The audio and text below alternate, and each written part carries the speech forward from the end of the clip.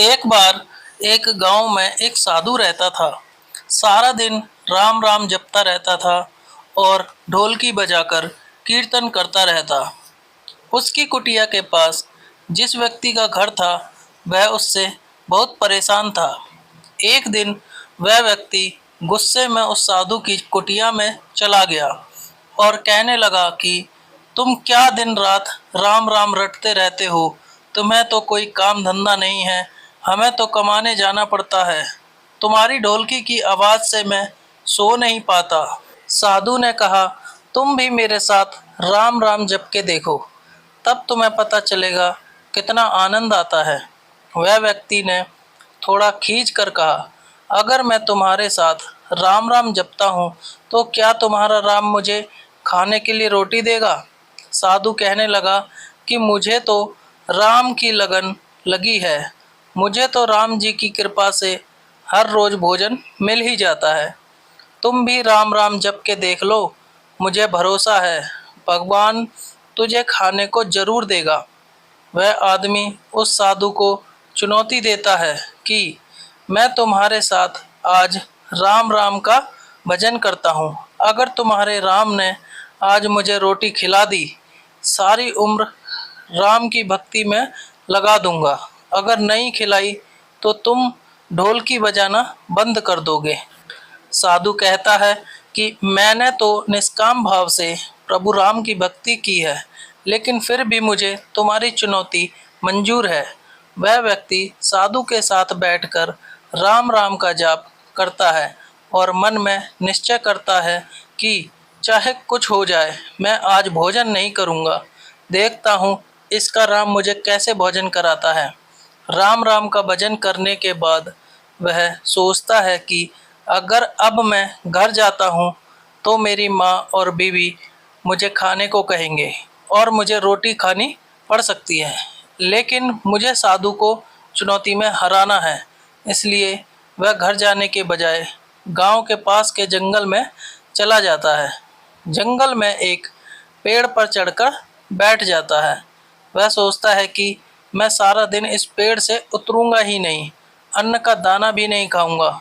इस तरह मैं साधु को हरा दूंगा और उसका ढोलकी बजाना बंद हो जाएगा। कुछ देर बाद उस जंगल से एक बंजारों की टोली गुजरती है।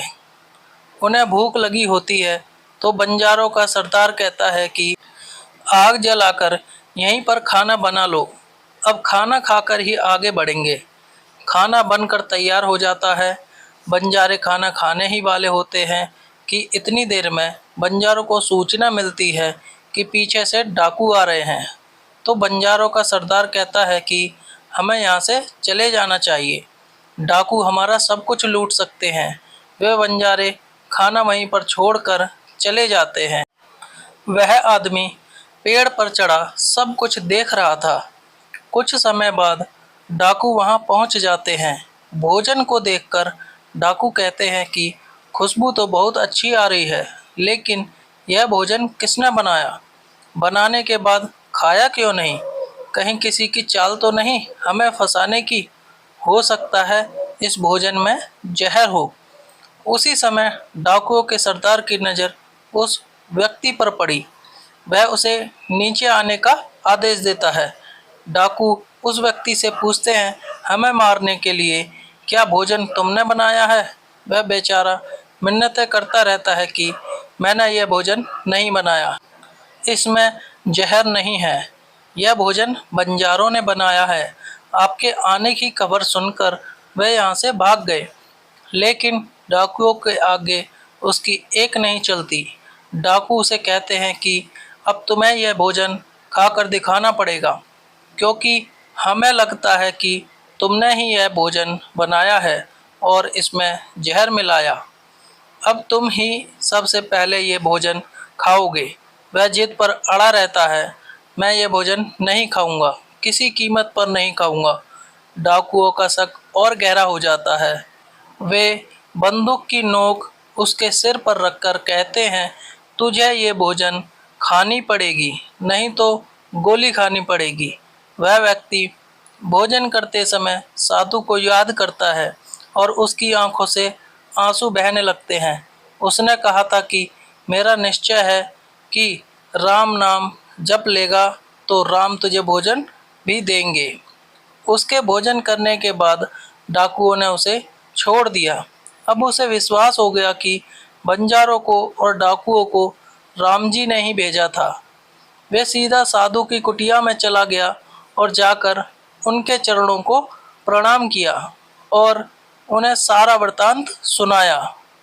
अब उस साधु से भी ज्यादा उसे राम नाम की लगन लग गई। उसने अपना पूरा जीवन राम जी को समर्पित कर दिया। वीडियो अगर पसंद आया हो तो वीडियो को लाइक और चैनल को सब्सक्राइब करना बिल्कुल भी ना भूलें। धन्यवाद।